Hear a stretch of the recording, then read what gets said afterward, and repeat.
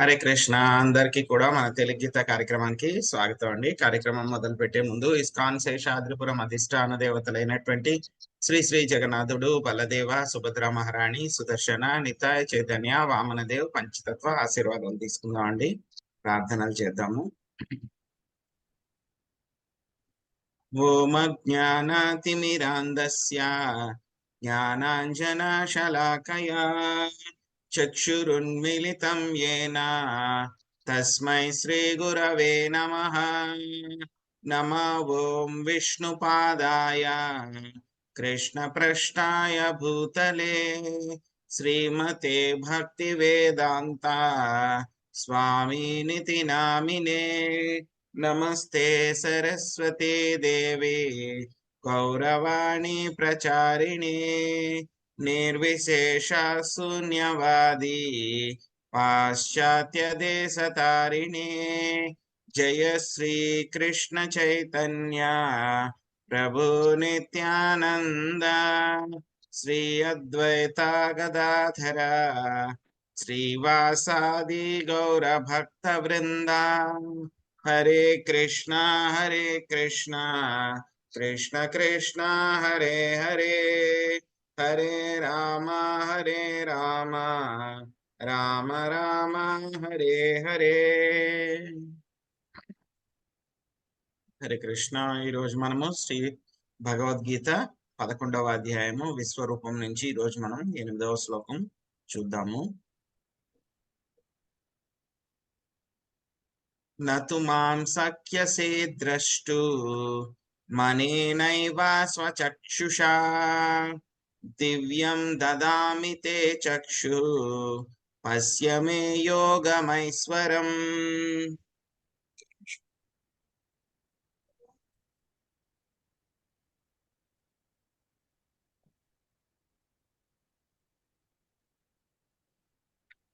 కానీ ప్రస్తుత చర్మ చక్షువులచే నన్ను దర్శింపలేవు, అందుచే నీకు దివ్య చక్షువులను వసగుచున్నాను. నా యోగ వైభవమును చూడుము.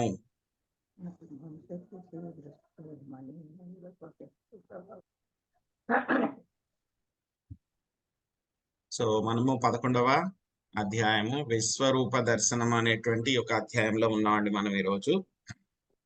సో చక్కగా అధ్యాయం మొదలు పెట్టుకున్నాము. సో అర్జునుడు ఈ యొక్క అధ్యాయం మొదట్లో స్వామిని ఏమని కోరుతారు? నాకు మీ యొక్క విశ్వరూపాన్ని, ఈ సృష్టిని అంతా కూడా మీరు ఏ విధంగా చేశారో ఆ యొక్క రూపాన్ని నేను చూడాలనుకుంటున్నాను అని చెప్పి స్వామిని అడుగుతారన్నమాట. సో దానికి స్వామి ఏం చెప్తారు? సో ఇంతకు ముందు శ్లోకంలో ఏం చెప్పారు? అర్జున, చూసే ముందు అందులో ఏమేం చూడాలి, ఏమేం తెలుసుకోవాలి. ఏదైనా ఒక కొత్త ప్రదేశానికి వెళ్తున్నాం అనుకోండి, అంతకుముందు వెళ్ళిన వాళ్ళు ఉంటే కనుక ఫలానా చోటకు వెళ్ళు, అక్కడ అది బాగుంటుంది, అక్కడ ఈ రెస్టారెంట్ లో ఫుడ్ బాగుంటుంది, అది చూడు ఇది చూడు అని చెప్తారు అన్నమాట. అదే భక్తులు అయితే కనుక ఏం చెప్తారు? ధామ్కి వెళ్తే కనుక ఫలానా ధామ్కి వెళ్తే కనుక అక్కడ ఆ టెంపుల్ ఉంటుంది, అక్కడ ఆ యొక్క భక్తుడి యొక్క సమాధి ఉంటుంది, అక్కడికి వెళ్ళు. సో ఫలానా చోట స్వామి ఆ యొక్క లీల చేశారు కాబట్టి ఆ ప్రదేశానికి వెళ్ళు అని చెప్పి భక్తులంతా ఆ విధంగా చెప్తారనమాట. అలాగే స్వామి కూడా అర్జునుడికి తెలియదు కాబట్టి ఆ యొక్క విశ్వరూపం గురించి అంతకుముందు ఎప్పుడు అర్జునుడు వినలేదు, చూడలేదు. అర్జునుడే కాదు, ఎవరు కూడా వినలేదు, చూడలేదు అనమాట. సో ఫస్ట్ టైం చూపిస్తున్నారు స్వామి, అర్జునుడికి చూపిస్తున్నారు, ఆ యొక్క విశ్వరూపాన్ని చూపిస్తున్నారు. సో కాబట్టి ఆ యొక్క విశ్వరూపంలో ఏమేమి చూడాలి, తెలుసుకోవాల్సిన విషయాలు ఏమిటి అని చెప్పేసి మొత్తం అంతా కూడా ముందుగానే చెప్పారనమాట. సో అవన్నీ కూడా మనం ఇంతకు ముందు శ్లోకాల్లో చూసాం. సో చూడగోరే సమస్త దేహ అన్ని కూడా నా యొక్క దేహంలో ఒక్కసారిగా చూడము.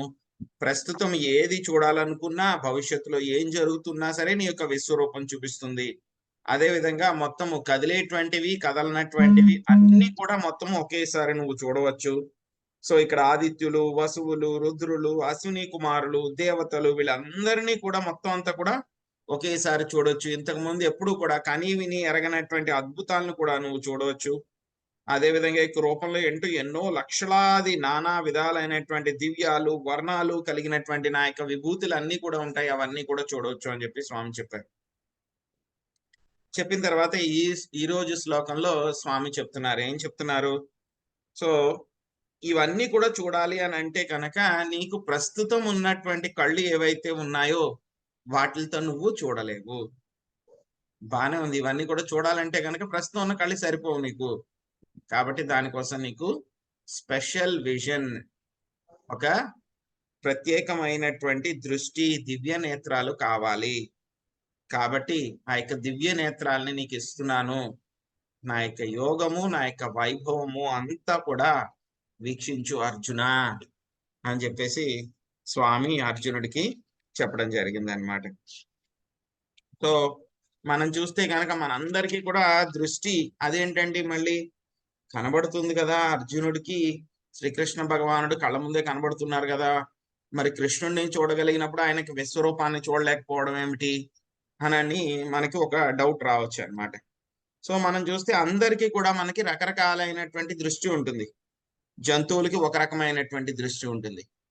చీమ ఉంటే కనుక ఆ చీమకి ఎలా ఉంటుంది దృష్టి, దానికి 3D కనబడదు, 3 డైమెన్షన్స్ కనబడదు. అంతా కూడా దానికి 2D లోనే కనబడుతుంది, మొత్తం 2 డైమెన్షన్స్ లోనే కనబడుతుంది. అదే చూస్తే గనక కొన్ని కుక్కలు ఉంటే కనుక అవి ఏం చేస్తాయి, అవి మనం చూడలేనటువంటి విషయాలను కూడా అవి చూడగలుగుతాయి అన్నమాట. ఆత్మల్ని అవన్నీ కూడా చూడగలుగుతాయి. ఆత్మలు అంటే కనుక సటిల్ బాడీస్, గోస్ట్లు, వాటిలన్నిటిని కూడా చూడగలుగుతాయి అని చెప్పని అంటారు అన్నమాట. సో అదే విధంగా ఒక పిల్లి దాన్ని చూసేటువంటి పద్ధతి దానికి వేరేగా ఉంటుంది, ఒక రకమైనటువంటి విషయం దానికి ఉంటుంది. గద్దకైతే కనుక ఏమవుతుంది, అది ఎక్కడో ఆకాశంలో ఒక 2-3 కిలోమీటర్ల పైన ఎగురుతూ ఉంటుంది.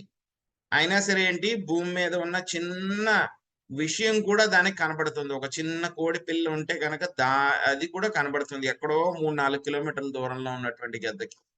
అక్కడి నుంచి అది టార్గెట్ చేసుకుంటూ వస్తుంది. సో ఆ విధంగా ఒక్కొక్కళ్ళకి, అదే విధంగా మనుషుల్లో కూడా రకరకాల దృష్టి ఉంటుంది. కొంతమందికి దృష్టి సరిగ్గా ఉండదు. మనం అందరం ఏం పెట్టుకుంటున్నాం, ఒక్కోసారి కళ్ళజోడ పెట్టుకుంటున్నాం, మనం స్పెట్స్ పెట్టుకుంటున్నాం మనం కూడా. కొంతమంది పైలట్స్ ఉంటారు అన్నమాట. పైలట్స్ కి టెస్ట్ కి వెళ్ళే వాళ్ళకి ఏంటంటే కనుక వాళ్ళకి విజన్ చాలా స్పెషల్ విజన్ కావాలి. కళ్ళు చాలా సూక్ష్మంగా ఉండేటువంటి విషయాలను కూడా గుర్తించగలగాలన్నమాట పైలట్స్ కి. అటువంటి వాళ్ళని మాత్రమే విమానాలను నడిపే వాళ్ళని, అందులో కూడా ఏంటి ఫైటర్ పైలట్స్, యుద్ధ విమానాలను నడిపే వాళ్ళకి ఇంకా ఎక్కువ దృష్టి కెపాసిటీ ఉండాలన్నమాట. అటువంటి వాళ్ళని సెలెక్ట్ చేసుకుంటారన్నమాట. మరి ఇది మామూలుగా ఉండేటువంటి మనుషుల యొక్క దృష్టి ఈ విధంగా ఉంటుంది. మరి భక్తుల యొక్క దృష్టి ఏ విధంగా ఉంటుంది, ఆ రాక్షసుల యొక్క దృష్టి ఏ విధంగా ఉంటుంది, అభక్తుల యొక్క దృష్టి ఏ విధంగా ఉంటుంది అని అంటే కనుక అది కూడా చూద్దాం. దుర్యోధనుడు దగ్గరికి స్వామి ఏం చేస్తారంటే కనుక రాయబారం కింద వెళ్తారు, కురుక్షేత్ర యుద్ధం మొదలవక ముందు అనమాట. ధర్మరాజు, ఆయన యుధిష్ఠిర్ మహారాజు ఆయన్ని పంపిస్తారనమాట.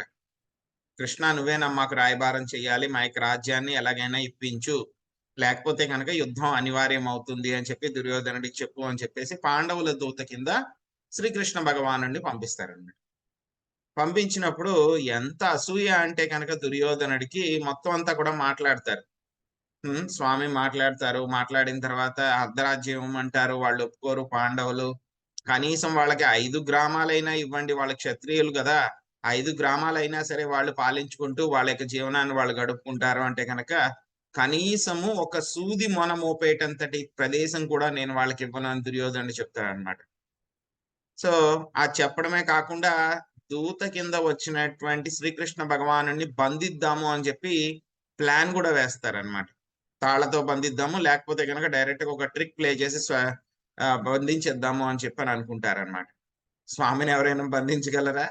శ్రీకృష్ణ భగవానుని ఎవ్వరూ కూడా బంధించలేరు. ఎందుకంటే ఆయన ప్రతి చోట కూడా ఆయన ఉన్నారు. ఆయన బంధించడం అనేటువంటిది సాధ్యం కాదు. ఆయన బంధించాలంటే కనుక కేవలం 2 మాత్రమే బంధించగలిగారు. ఒకటి యశోదామాత, రెండోది శ్రీమతి రాధారాణి. వాళ్ళిద్దరూ మాత్రమే బంధించగలిగారు, ఇంకెవరు కూడా బంధించలేరు. ఇంకా చాలా మంది బంధించగలరు. ఎవరు బంధించగలరు? ఆయన యొక్క శుద్ధ భక్తులు ఎలా బంధించగలరు? తాళ్లతోటి కాదు, ప్రేమ పాశాలతోటి అన్నమాట. ప్రేమ అనేటువంటి తాళ్లతోటి ఆయన్ని కట్టిపడేస్తారన్నమాట శుద్ధ భక్తులు ఎవరైతే ఉన్నారు. సో ఎప్పుడైతే కనుక దుర్యోధనుడు ఈ విధంగా చూశాడో, చూసిన తర్వాత మొత్తం అంతా కూడా అయిపోయింది. ఆయనకు బంధిద్దాం అనుకున్నాడు, కుదరలేదు. అంతా అయిపోయిన తర్వాత అప్పుడు కూడా దుర్యోధనుడికి కూడా స్వామి ఏం చేశారంటే గనక విశ్వరూపం పార్షియల్ గా చూపించారనమాట. అంతా చూశాడు దుర్యోధనుడు, భయం వేసింది. భయం వేసిన తర్వాత మళ్ళీ ఏమైంది, ఆ యొక్క విశ్వరూపం అంతా కూడా చూపించడం అయిపోయిన తర్వాత ఏమనుకున్నాడు, ఓ కృష్ణుడా, కొన్ని మాయలు కూడా ఉన్నాయన్నమాట, మాయావి కూడా అన్నమాట, అవి కూడా చూపించాడు అనుకుంటా. విశ్వరూపం చూపించిన తర్వాత ఆయన భగవంతుడు అని తెలిసి ఆయన యొక్క శరణాగతి పొందడం మానేసి ఎలా ఉంటారు? ఈ యొక్క రాక్షసులు ఎలా ఉంటారు? ఓ మాయావి నువ్వు, నీకు మాయలున్నాయి అని చెప్పని ఆ కంక్లూషన్కి వచ్చాడంట. ఎవరు? దుర్యోధనుడు. అభక్తుల యొక్క దృష్టి ఈ విధంగా ఉంటుంది. కొంతమంది అంటారు మాకు భగవంతుని చూపించేసేయండి అని అంటారనమాట. సో భక్తి లేకుండా భగవంతుని చూపించినా సరే నువ్వేం చేస్తావు? ఆయనకి ఎగనెస్ట్ గా మళ్ళీ యుద్ధం చేసి ఆయనకి ఏదో పేర్లు పెడతావు అంతే. సో ఎందుకు చూపించాలి నీకు? అసలు నీ క్వాలిఫికేషన్ ఏమిటి? అర్హత ఏమిటి? సో ఫస్ట్ అర్హత తెచ్చుకో, అప్పుడు భగవంతుడు కనబడతాడు అని చెప్పాలన్నమాట అటువంటి వాళ్ళకి. మరి భక్తుల యొక్క దృష్టి ఏ విధంగా ఉంటుంది? మనకి బ్రహ్మ సంహితలో చెప్పారు. ప్రేమాంజనచ్చురిత భక్తి విలోచనేన సంతః సదైవ హృదయేషు విలోకయంతి యం శ్యామ సుందరమచింత్య గుణస్వరూపం గోవిందమాది పురుషం తమహం భజామి. భక్తులు ఎలా ఉంటారు? ఎప్పుడు కూడా వాళ్ళు ప్రేమ అనేటువంటి అంజనాన్ని వాళ్ళ యొక్క కళ్ళకు పెట్టుకుంటూ ఉంటారు. వాళ్ళు ఎక్కడ చూసినా సరే స్వామిని, వాళ్ళ యొక్క దృష్టి ఎలా ఉంటుంది? ప్రేమతోటి స్వామిని చూస్తూ ఉంటారన్నమాట. సో అటువంటి వాళ్ళకి స్వామి ఆయన యొక్క దివ్య రూపము, ఆయనతో పాటే ఉన్నటువంటి భక్తులందరి గురించి కూడా వాళ్ళకి తెలుస్తూ ఉంటుందన్నమాట. సో దీనికంటే కూడా చాలా ఉన్నతమైనటువంటి దృష్టికోణం ఇంకొకళ్ళకు ఉంటుంది. ఎవరు వాళ్ళు? బృందావనంలో ఉండేటువంటి భక్తులు, గోపికలు గాని, గోపబాలురు గాని, గోపాస్ గాని, లేకపోతే కనుక యశోదామాత గాని, వీళ్ళందరికీ కూడా ఇంకొక నెక్స్ట్ లెవెల్ అన్నమాట. వాళ్ళకు ఉండేటువంటి ఆ యొక్క దృష్టి అంతా కూడా వేరే లెవెల్లో ఉంటుంది అన్నమాట. శుద్ధ భక్తుడు ఎప్పుడు కూడాను స్వామి యొక్క ద్విభుజ రూపం కన్నా కూడా నాకు ఏది కూడా అవసరం లేదు, ఇంకేది చూడాలి అని చెప్పి కోరుకోడు అనమాట ఎప్పుడు కూడా శుద్ధ భక్తుడు. సో స్వామి ఏం చెప్తున్నారు? విశ్వరూపాన్ని అర్జునుడికి చెప్తున్నారు. నువ్వు మనస్సుతో కాకుండా నీకు నేను ఆధ్యాత్మికమైనటువంటి కళ్ళని ఇస్తాను, నేను వాటిని నువ్వు చూడు అని చెప్తున్నారు. అది ఎలా వస్తాయి? అటువంటి ఆధ్యాత్మికమైనటువంటి దృష్టి కళ్ళు ఎలా వస్తాయి? కేవలం ఆ యొక్క శ్రీకృష్ణ భగవానుడి యొక్క కరుణ వల్ల మాత్రమే వస్తాయి. కాబట్టి విశ్వరూపాన్ని ఎలాగా మనసుతో కాకుండా ఆ యొక్క దృష్టి మార్చుకుని చూడు అని చెప్తున్నారు అన్నమాట.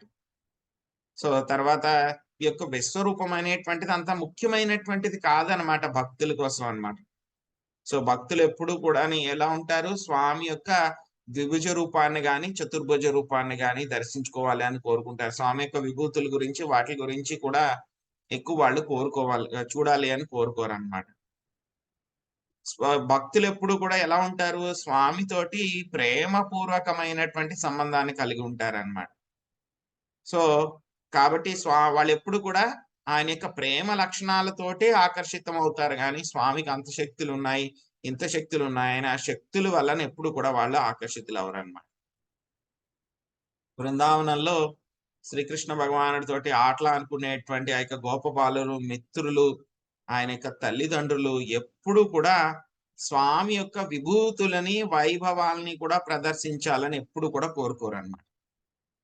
వాళ్ళకి ఎంత ప్రేమ ఉందంటే గనక శ్రీకృష్ణ భగవానుడి మీద, వాళ్ళు ఎప్పుడు కూడా స్వామి వైభవాల్ని, బృందావనంలో ఎప్పుడు కూడా స్వామి వైభవాల్ని చూపించి వాళ్ళందరినీ కూడా మెస్మరైజ్ చేయాలి అని చెప్పి ట్రై చేస్తారన్నమాట.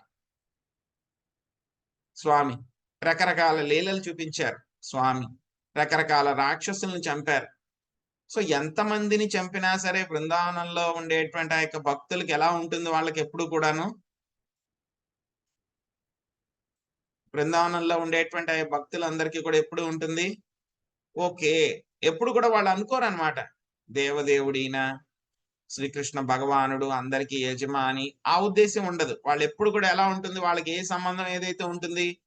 కృష్ణుడు మా స్నేహితుడు, నా క్లోజ్ ఫ్రెండ్, నా ప్రాణమిత్రుడు, అదే విధంగా వాళ్ళు చూస్తూ ఉంటారు. స్వామి ఎంత లీలలు చూపించినా, ఎంత అద్భుతాలు చూపించినా సరే అవన్నీ ఏం లేదు, మా కృష్ణుడు మా ఫ్రెండ్ అంతే. భగవంతుడు అని చెప్పి కూడా ఆ యొక్క విషయాన్ని కూడా వాళ్ళు మర్చిపోతారు. గోపికలు కూడా అదే విధంగా ఉంటారన్నమాట. కృష్ణుడా మా యొక్క స్నేహితుడు, మా యొక్క ప్రాణము అనే పద్ధతిలోనే ఉంటారు, కానీ వాళ్ళు ఎప్పుడు కూడా దేవాది దేవుడు, ఆయనకి అన్ని విభూతులు ఉన్నాయి, అవి ఇవి అని చెప్పేసి వాళ్ళు ఎప్పుడు కూడా ఉండరు అనమాట. వాళ్ళకి ఎలా ఉంటుంది అంటే కనుక ఆ యొక్క ప్రేమ చాలా ఎక్కువైపోతుంది, కానీ స్వామి యొక్క విభూతుల్ని గురించి వాళ్ళు ఎక్కువ పట్టించుకోరు అనమాట. ఆయన అంత శక్తివంతుడు, ఇంత శక్తివంతుడు, ఆయన గౌరవం ఇవ్వాలి, మర్యాద ఇవ్వాలి అని ఏమి ఉండదు. గోపబాలురు ఏం చేస్తారు, ఆ యొక్క అఘాసుర వధ అయిపోయిన తర్వాత ఏం చేస్తారు, వాళ్ళందరూ కూడా తెచ్చుకున్నటువంటి చద్దన్నాలు ఏవైతే ఉన్నాయో టిఫిన్ బాక్సులు అన్ని కూడా తెచ్చుకుని వాళ్ళు తింటూ ఉంటారు. కృష్ణుడు మధ్యలో కూర్చుంటాడు. మిగతా గోపబాలురు అందరూ కూడా ఆయనకి చుట్టూరు కూర్చుంటారు. సో ఎలా అయితే కనుక ఒక తామర పువ్వు ఉందనుకోండి, తామర పువ్వు మధ్యలో తొడిమి ఉంటుంది, మిగతా చుట్టూరు రేఖలు ఎలా ఉంటాయో అలాగే కృష్ణుడు మధ్యలో కూర్చుంటాడు, మిగతా గోపబాలురు అందరూ కూడా చుట్టూరు కూర్చుంటారు. సో ఒకతను ఏం చేస్తారు, కృష్ణ ఈరోజు మా అమ్మగారు రసగుల్లా చేసి ఇచ్చారు, సో రసగుల్లా తిను అని చెప్పి కృష్ణుడికి నోట్లో పెడతారు. సో ఇంకొక అతను, ఇదిగో మా అమ్మ ఈ రోజు సందేశ్ చేశారు, నీకు కూడా ఇమ్మన్నారు అని చెప్పేసి ఆయన కూడా సందేశ్ నోట్లో పెడతారు. ఇంకో స్నేహితుడు ఏం చేస్తాడు, కృష్ణుడు తింటూ ఉంటే కనుక ఆయన ఎంగిల్ చేతి ఆయన చేతిలో ఉన్న ముద్ద లాగేసుకుని ఆయన తింటూ ఉంటారు. ఇంకొక అతను ఏం చేస్తూ ఉంటారు, ఆ యొక్క గోపబాలుడు కృష్ణుడు నోట్లో ఉన్నది తీసుకుని ఆయన తింటూ ఉంటారు. సో ఇలాగా ఎలా ఉంటుంది, ఆయన్ని అదే విధంగా ఆటలు ఆడుకునేటప్పుడు కూడా చిన్నపిల్లలు ఆడుకుంటూ ఉంటారు. ఒకళ్ళ మీద ఎక్కి, ఒకళ్ళ మీద పడి, ఒకళ్ళ మీద గంతి, దూకడము, దుముకుళ్ళు ఆడడము, వంగి దుముకుళ్ళు ఆడడం, ఇవన్నీ కూడా ఆడుకుంటూ ఉంటారు. అలాగే కృష్ణుడితో ఉండేటువంటి వాళ్ళు గోపబాలురందరూ కూడా అదే విధంగా కృష్ణుడిని తమ యొక్క స్నేహితుడి కింద చూస్తారు అంతే. ఆయన దేవాది దేవుడు, ఆయన మీద దూకకూడదు, అలాంటి భావనలు ఏమీ ఉండవన్నమాట. ఎప్పుడైతే గనక బ్రహ్మదేవుడు పైనుంచి వస్తాడు, వచ్చి చూసిన తర్వాత ఎవరైనా ఇంత శక్తివంతుడు అంటున్నారు, చూస్తే గనక వాళ్ళ యొక్క ఎంగిళ్ళన్నీ కూడా తింటున్నాడు, ఆయన మీదేమో జంపింగ్లు చేస్తున్నారు, వీళ్ళందరూ కూడా ఆయన మీద ఎక్కుతున్నారు, వీళ్ళందరూ తొక్కుతున్నారు, ఈ నారాయణుడు అవ్వడైనా ఎవరో మాయావి అని చెప్పేసి బ్రహ్మదేవుడు కూడా ఆయన మోహంలో పడిపోతారన్నమాట. ఆ యొక్క బృందావన వాసుల యొక్క భక్తి ఎంత ఉంటుంది అంటే కనుక దాని గురించి మనకి చెప్పారనమాట. ఇత్తం సతాం బ్రహ్మ సుఖానుభూత్యా దాస్యం గతానాం పరదైవతేన మాయాశ్రితానాం నరదారకేణ సాకం విజహృకృత పుణ్య పుంజ. సో శ్రీకృష్ణ భగవానుడిని మహర్షులు ఎవరైతే ఉంటారో, యోగులు ఎవరైతే ఉంటారో వాళ్ళు ఎలా ఎలా పూజిస్తారో వాళ్ళందరికీ కూడా ఆయన ఎవరు, నిరాకార బ్రహ్మము. భక్తులకి ఎవరైనా దేవాది దేవుడు. అదే అభక్తులు కానటువంటి వాళ్ళు, సామాన్య ప్రజలు ఎవరైతే ఉంటారో వాళ్ళందరికీ కూడా ఎలా కనిపిస్తాడు ఆయన, సామాన్య బాలుడి కింద కనిపిస్తాడు. అయినా సరే ఆయన ఎవరైనా పరమ పురుషుడు. ఈ యొక్క గోపబాలురు ఎవరైతే ఉన్నారో వాళ్ళందరితో కూడా స్వామితోటి ఈ విధంగా ఆటలాడుకుంటున్నారు, జంపింగ్లు చేస్తున్నారు, ఆయన మీద ఎక్కుతున్నారు, ఒకళ్ళ మీద ఒకళ్ళు దూక్కుంటున్నారు, ఒకళ్ళ ఎంగిళ్ళు ఒకళ్ళు తింటున్నారు. వాళ్ళందరూ కూడా ఎవరు అంటే కనుక పూర్వ జన్మల్లో వాళ్ళు చాలా చాలా చాలా పుణ్య కర్మలన్నీ కూడా చేసి ఉన్నారనమాట. అటువంటి వాళ్ళందరూ ఎన్ని పుణ్య కర్మలు చేశారు అంటే కనుక కృత పుణ్య పుంజ. ఆ యొక్క పుణ్యులు ఎన్ని పుణ్యాలు చేశారు అంటే కనుక లెక్కలేదంట, కొండల్లాగా అనమాట. లెక్కలేనంత పుణ్యాలు చేసి ఆ పుణ్యాలన్నీ కూడా పుచ్చిపోయినటువంటి వాళ్ళు ఎవరైతే ఉన్నారో అటువంటి వాళ్ళందరూ కూడా ఆయనకి భక్తులయ్యి ఆ యొక్క దేవదేవుడితోటి వాళ్ళందరూ కూడా ఆటలాడుతున్నారు. వాళ్ళందరూ కూడా ఆటలాడుకుంటున్నారు వాళ్ళు. సో బృందావనంలో ఉండేటువంటి ఆ యొక్క భక్తులందరూ కూడా ఎలా ఉంటారు, వాళ్ళందరూ కూడా ప్రేమ అతిశయంతో ఉంటారన్నమాట. వాళ్ళందరూ కూడా ప్రేమ అతిశయంతో స్వామి ఏవో కొన్ని 2-3 విభూతులు చూపిస్తే గనక వాళ్ళు ఏమి మెస్మరైజ్ అయిపోరు. పద కృష్ణ, అయిపోయిందా, చంపేయడం అయిపోయిందా వాడిని, పద మనం ఆడుకుందాం రా అని చెప్పని అంటారు. మిగతా వాళ్ళు అయితే కనుక అంత పెద్ద రాక్షసుని చంపేశాడు అయినా, అబ్బా ఎంత శక్తివంతుడు అని చెప్పని అనుకుంటారని. ఎప్పుడైతే గోవర్ధన పర్వతాన్ని ఎత్తిన తర్వాత మొత్తం అంతా అయిపోయిన తర్వాత యశోదమాత కూడా అనుకుంటుంది అనమాట, సో ఎవరు ఈయన, ఇంతలాగా శక్తివంతుడా, ఎలా చేయగలిగాడు ఈయన అని చెప్పి ఆవిడ కూడా అనుకుంటుంది. కానీ వెంటనే స్వామి ఏం చేస్తారు, యోగమాయ అమ్మ చూడమ్మా అని చెప్పి పిలుస్తారు. వెంటనే ఏం లేదు మా అబ్బాయి చిన్నవాడు, ఏమీ లేదు, చిన్న రాత్రిపూట చీకటి వస్తేనే అమ్మ అని చెప్పి నా కొంగు పట్టుకుంటాడు, కాబట్టి ఈయనలే నా కొడుకులే పదా అని చెప్పి తీసుకుని ఆవిడ వెళ్ళిపోతుంది అన్నమాట. సో బృందావనంలో భక్తులు ఆ విధంగా ప్రేమాతిశయంతో ఉంటారు. సో కాబట్టి భక్తులు ఎప్పుడు కూడా ఆయన యొక్క విభూతుల్ని చూడాలి, ఆయన యొక్క గొప్పతనం చూడాలి అని చెప్పి ఎప్పుడు కూడా అనుకోరు అనమాట. ఎప్పుడు కూడా స్వామిని వాళ్ళు ప్రేమతోటి చూస్తూ ఉంటారు. విభూతులు వాళ్ళకి అక్కర్లేదు. స్వామిని స్వామి కింద వాళ్ళు ప్రేమిస్తారనమాట. ఏదో గొప్ప శక్తివంతుడు కాబట్టి మేము ఆయన్ని చూసుకుంటాము అని కాదనమాట. స్వామిని ఎప్పుడు కూడా వాళ్ళు ప్రేమతో చూస్తూ ఉంటారు. వాళ్ళకి విభూతులతోటి ఎటువంటి సంబంధం కూడా ఉండదన్నమాట.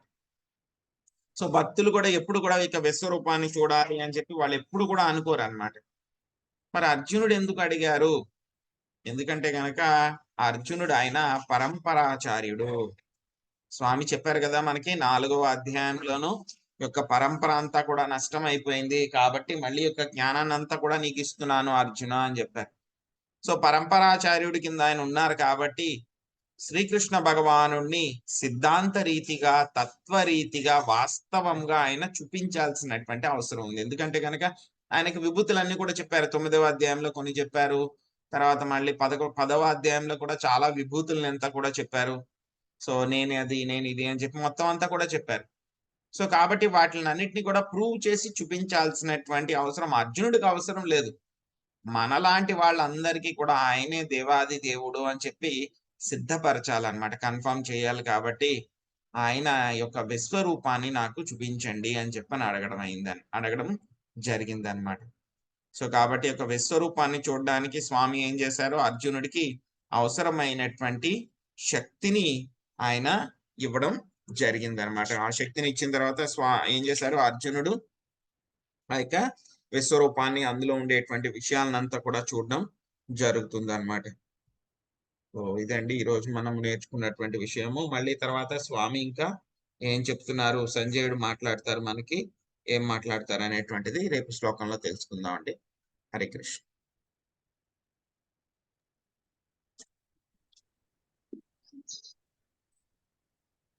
హరే కృష్ణ ప్రభుజీ. హరే కృష్ణ. కృష్ణ భగవానుడు తన ఎదుటి వాళ్ళు ఏ విధంగా స్పందిస్తారో దానికి తగ్గట్లుగా తను ప్రవర్తిస్తారు అని, ఈ గోపికలు, గోపబాలుడు బృందావనంలో వాళ్ళు ఆయన్ని ఒక ఆత్మీయుడుగా, తమ తోటి వాడుగా ఆ భావనలో ఉన్నారు కాబట్టి ఆ విధంగా ఉండగలిగారు. సో ఆయన మనం ఎలా రెస్పాండ్ అవుతే దాని తగ్గట్టుగా రెస్పాండ్ అవుతారు అని అసలు అద్భుతంగా ఉంది ప్రభుజీ. చాలా బాగా చెప్పారు ప్రభుజీ. హరే కృష్ణ. హరే కృష్ణ మాతాజీ. హరే కృష్ణ.